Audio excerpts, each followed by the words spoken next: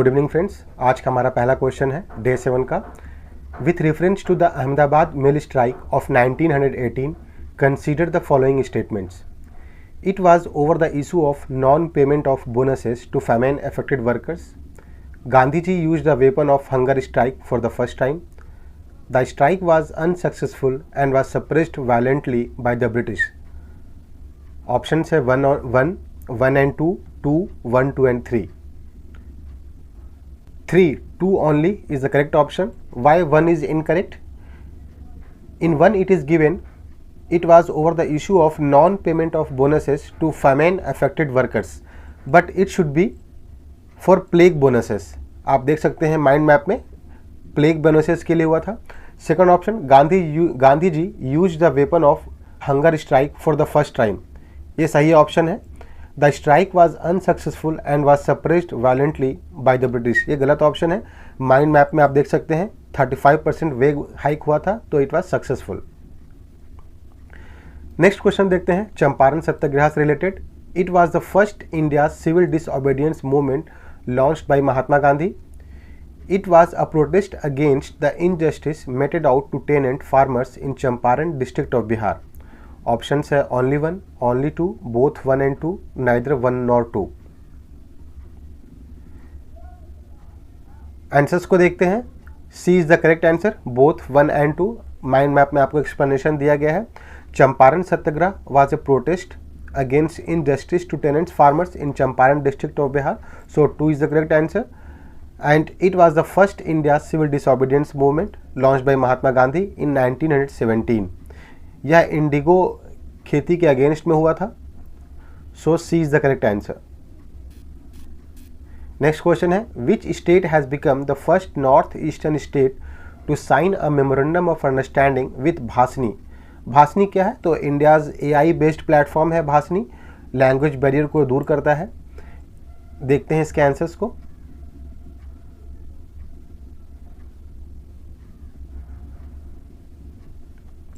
त्रिपुरा जो है वो करेक्ट आंसर है।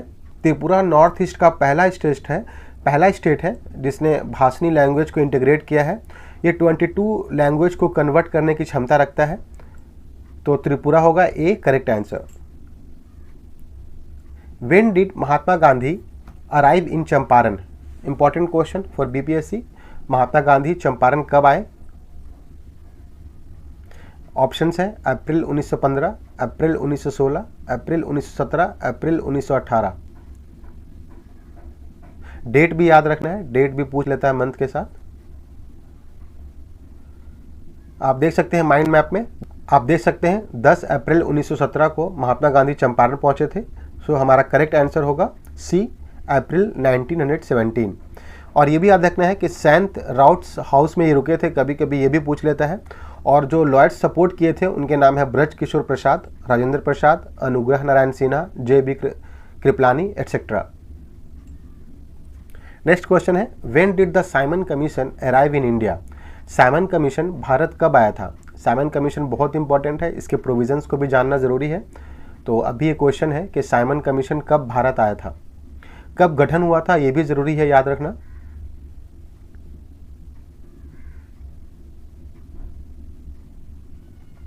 देख सकते हैं Simon correction, the correct answer is mind map में दिया गया है ना 1928, 1928। ये था ऑल वाइट कमीशन था, इसीलिए इसका विरोध किया गया था। और ये जो इंडिया पहुंचा था 3 फरवरी 1928 में। Which state government has launch सम्मान संजीवनी ऐप? इंपॉर्टेंट क्वेश्चन है, ऐप से रिलेटेड क्वेश्चन बहुत पूछे जाते हैं। सम्मान संजीवनी ऐप लॉन्च किस सरकार ने की? तो मध्य प्रदेश, गुजरात, राजस्थान, हरियाणा।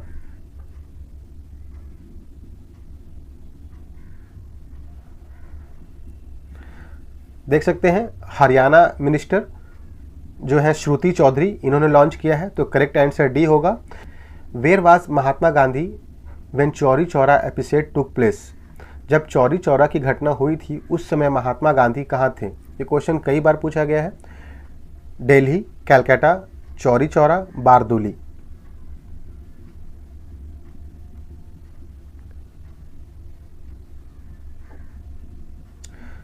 चौरी चौरा इंसिडेंट के समय महात्मा गांधी बारदोली में थे। ये भी याद रखना है कि बारदोली गुजरात में है। चौरी चौरी का इंसिडेंट जो है वो 4 फरवरी 1922 को हुआ था। ये भी याद रखना है कि चौरी चौरा जो है इंसिडेंट वो गोरखपुर डिस्ट्रिक्ट में हुआ था। What is the rank of India in the global fire power index 2025? Important question है। ग्लोबल फायर पावर इंडेक्स 2025 में भारत का रैंक क्या है? अभी टेंस सिचुएशन में ये क्वेश्चन बहुत इंपॉर्टेंट है।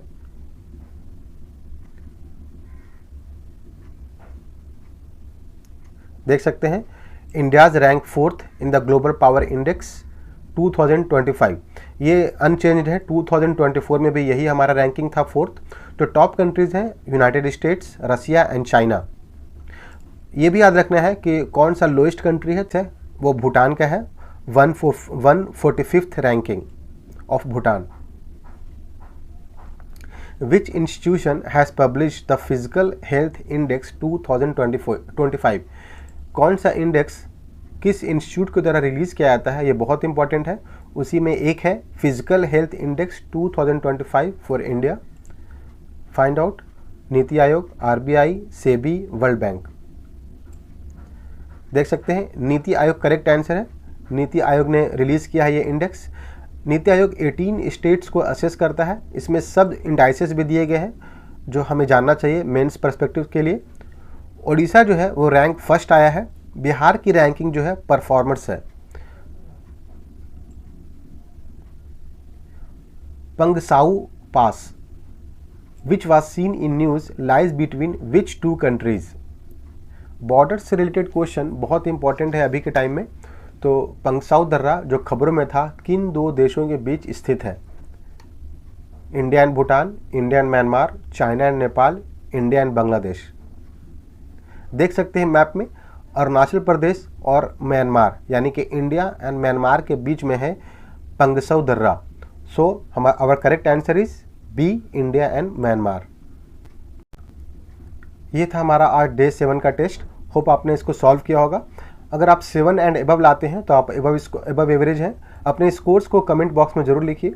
और कल का जो टॉपिक से आपको दे दिया गया है डे 8 का 1928 टू 1934, इसको सॉल्व कीजिए और साथ में जनवरी 2025 के करंट अफेयर्स कीजिए। नेक्स्ट डे से हम डे 9 से फरवरी 2025 के करंट अफेयर्स करेंगे।